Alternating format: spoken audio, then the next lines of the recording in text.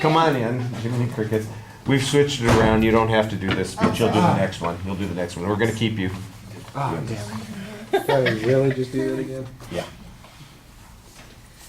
So life as we know it is a very fragile and delicate thing that most people do not realize or take the time to think about.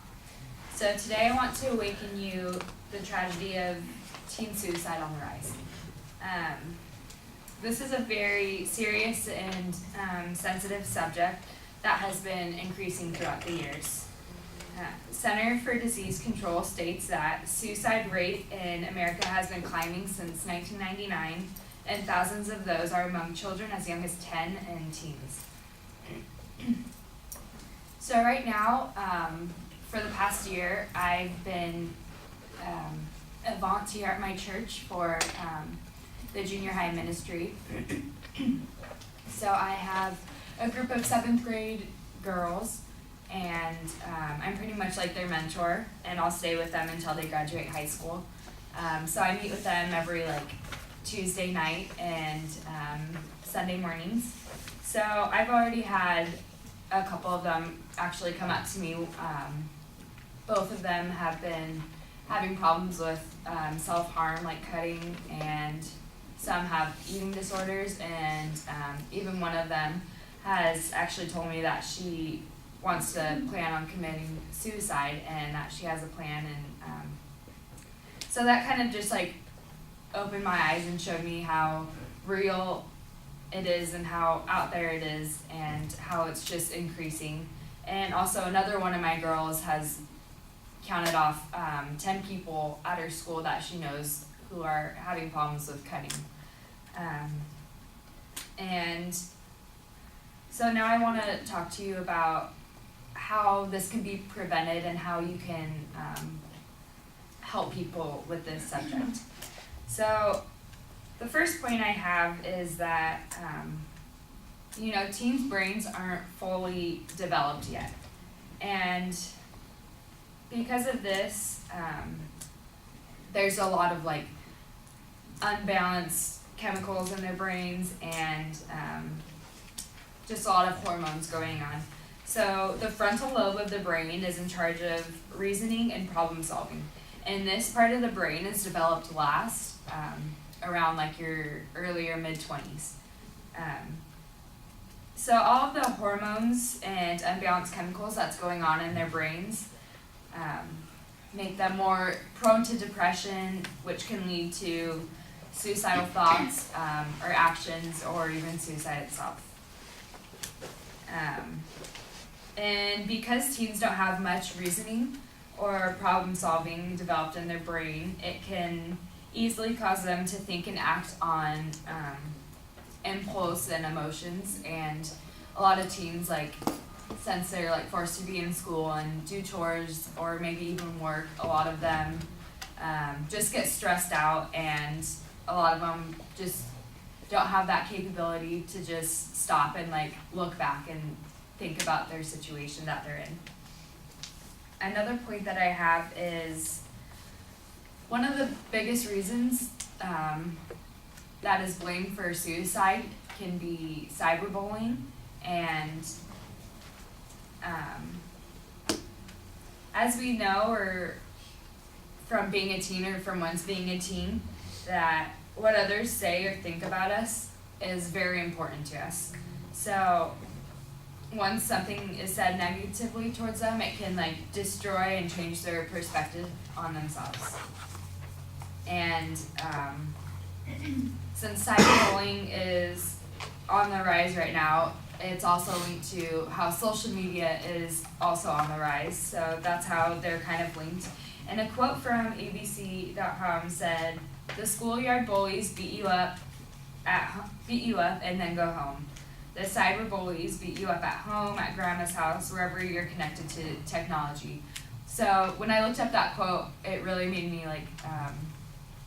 think wow, because in high school I didn't really notice that much bullying going on at school, but I always heard about all the bullying going on over Facebook or Instagram or Twitter, which might have cause like a fight at school or something, or someone like to do something kind of drastic. And my other point is that the youth have very little power and control, and this is from their school life or their home life, or their work life, or pretty much anywhere.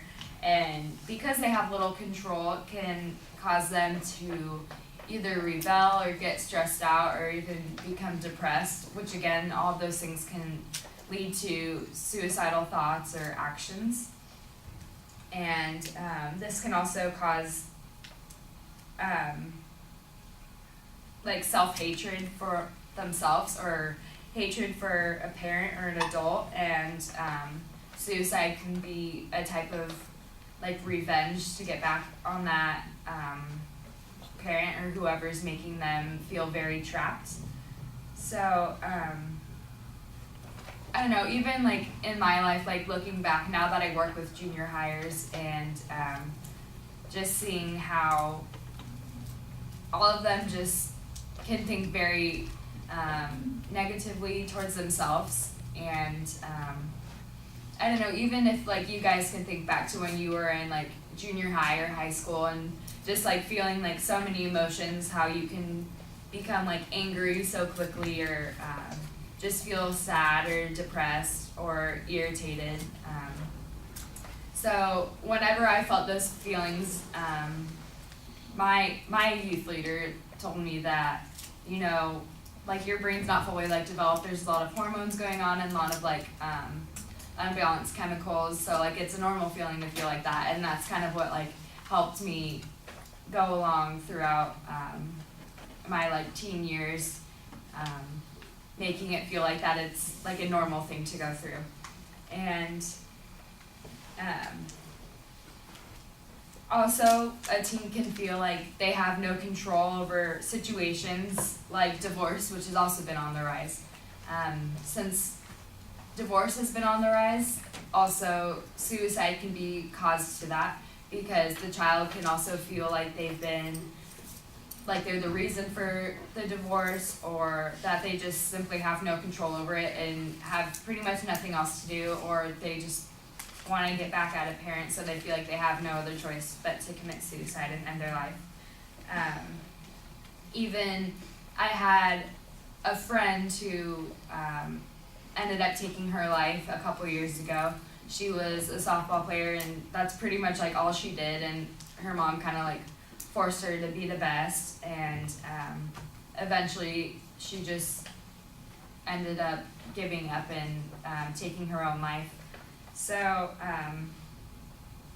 in conclusion, you know, teen suicide can be prevented with the right type of help or medication, and if you know someone who's dealing with suicide, it's really important to let them know that they can reach out to someone that they trust, and to just keep in mind that this can be put to an end. Thank you.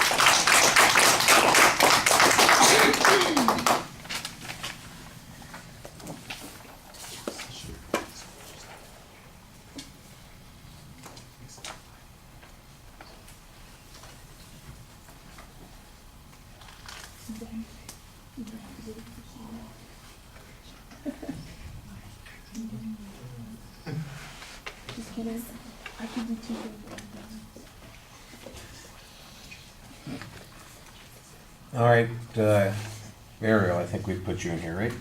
Mm-hmm. Okay. So I think you had a really good opener or attention device.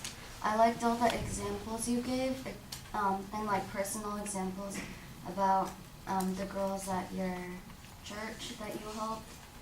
I also think you did a good job citing the sources, and then along with that, giving more examples to back them up, and then also explaining them thoroughly, and letting us know like what the effects are. Overall, your like presentation I think was good. You gave us good eye contact. The only thing is throughout the speech you said a lot. I will work on that. And And then your organization was pretty good, except at the end it kind of seemed like you were throwing a little bit of extra information out that kind of messed with the organization a little bit. But then you concluded it well, so it kind of tied everything in. All right, thank you for your insight there. I like the visualization statement that you have at the beginning, and you kind of have a partial statistic. You don't really give us numbers, but you do tell us that the numbers are on the rise as a way to get our involvement there. I thought that's a pretty effective attention device. And then your personal experience as a mentor, I think, also gives you some credibility. It does concern me, of course, whenever somebody tells me that they are in contact with somebody who is having a problem. I always worry, well, what would you do in that situation? How do you handle that? Because, you know, you're the one, you can't be responsible for that sort of thing. You can do the best you can to help somebody, but I would be freaking out, worrying, should I be sending them to a psychologist? Should I be telling their parents? You know, you don't want to betray somebody's trust, but at the same time, you know, you're not a professional, and you know, there's a lot of responsibility that goes with that, and I think that's a tough situation to be in. I like the fact that you use the personal, though, as a way to get into the subject, and I think that does give you credibility, and it makes us more willing to listen to what you're talking about. Those examples then seem a lot more meaningful. There's some other general information as you go along. I found, for instance, that it seemed like every time you started to get to maybe something that would be useful to do about this when you're confronted with it, you actually go back to some other source of these kinds of problems. Instead, it feels like each time we're kind of led up to the point where I'm going to give you some advice, but then it's really, I'm going to give you another source of these problems. Here's something else that happens, or here's something else that happens. The cyberbullying thing comes in, and it feels like, while I do see it's relevant and I see it's been connected, it really feels like it's an add-on as opposed to something that is organically part of the speech. And I think that's the one place there's a little bit of weakness. What is it we should be doing about this? Not just understanding the subject, because you're doing a good job informing us about why kids might feel this way and what their problems are developmentally, those kinds of things. So how do we handle it? What are we supposed to do about it? That's the thing that I felt like was underdeveloped in your presentation.